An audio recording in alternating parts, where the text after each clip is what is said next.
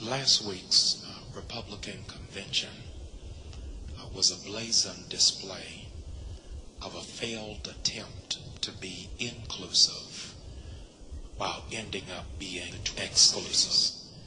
For somehow or another, it gave us a jaded perspective on what America looked like. It did not seem to be encompassing of all the variant facets, ethnicities, and backgrounds that America seems to represent. When the motley crew of speakers began to saunter across the stage, it became overwhelmingly obvious, evident, and apparent that this was not a conglomerate of speakers who spoke to the vein, the vessel, and to the perplexities that most Americans are facing.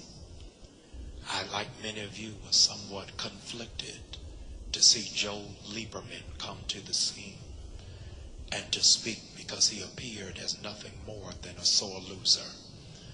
To know that just 4 years ago, he had lost to his own party and won as an independent. To him now, a former vice presidential candidate under the banner of the Democratic Party, to now stand as an independent but speak on behalf of the Republicans.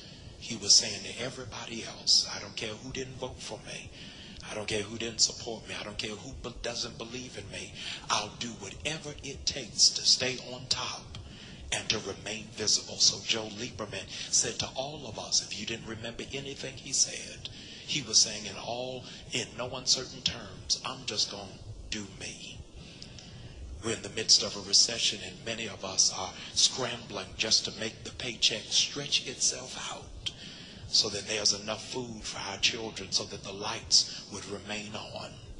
And what appears to be possibly, maybe, the First Lady of these United States of America, Cindy McCain, comes out in a $300,000 outfit, in a pendant that was bespeckled in pure diamonds from Russia, that made out the words USMC, when most of our citizens who are enlisted in the armed services can't afford diamonds, but are barely trying to pay off student loans.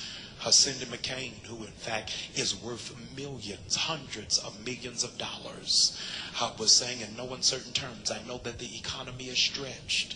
I know that we're scrambling at the cash register. I know that we're fighting just to put gas in the car. And I know that most Americans who are watching this telecast are under economic duress.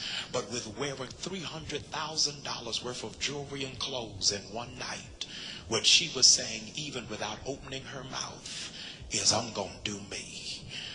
John McCain, who spent all of the previous week vilifying and tearing apart Barack Obama, saying in fact that this was not a rock concert, the Democratic Party, that we're in a place where we have to bring formation to our nation. On this, the last night of the Republican convention, stretched out and extended the stage because he wanted to quote unquote be a part of the people. But for over 47 minutes, nothing he said seemed to resonate with anybody. It didn't speak to where it is that we were as a people or where we were at a nation. And then when he had concluded his address, it was almost as if the whole auditorium fell silent to say, that can't be all you have to say. And John McCain, giving a weak and paupish wave, was saying in no uncertain terms, just 2 weeks prior, he had introduced his running mate, all the way from Anchorage, Alaska, Sarah Palin. And Sarah Palin was in fact somebody who the Republican Party says, this is the best of who we have to offer. In the event that John McCain is elected as the president and falls ill and succumbs unto death or to illness, this is the person we want to speak and to represent the nation. She is conflicted, almost socially bipolar, because there is one facet of her who in fact exudes a sweet soccer mom, but there's another part of her who is an indictive sister-in-law who tried to get her own brother-in-law fired because of how he handled her sister. This same woman, as governor for just 2 years, asked and requested for $750 million of federal aid, more than any other state in the union. But yet she touts that she is against big government and is trying to support the small and the common man. This woman, who is in fact poised to potentially be the president of the United States of America, says she's against sex education in our public schools, but at the same time waltzes across her 17-year-old pregnant daughter. This same woman, who is allegedly about family values, got married when she herself was 3 months pregnant and then tried to cover it up against her own parents' will.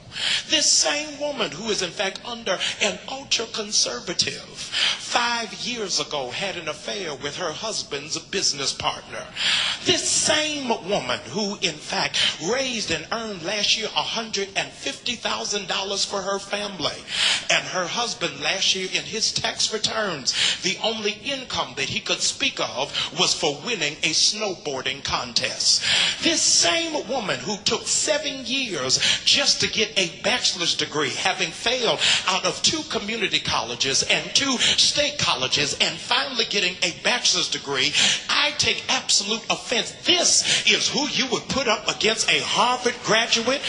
That you've got the right and the nerve to speak out against a black man who is educated, trained, loves his family, and is doing all to represent for his daughters? There is, in fact, a slack of righteous indignation that you would then speak to black people that even in 2008, you still got to jump higher, run faster, or do more, or forever be left behind. Something is to be said, ladies and gentlemen, that even if you're from the ghetto and get a degree, they'll still put up somebody from a trailer park and say there's somebody who is better than you. You've got to get to the place and say, I got to do me when nobody else will see who I am.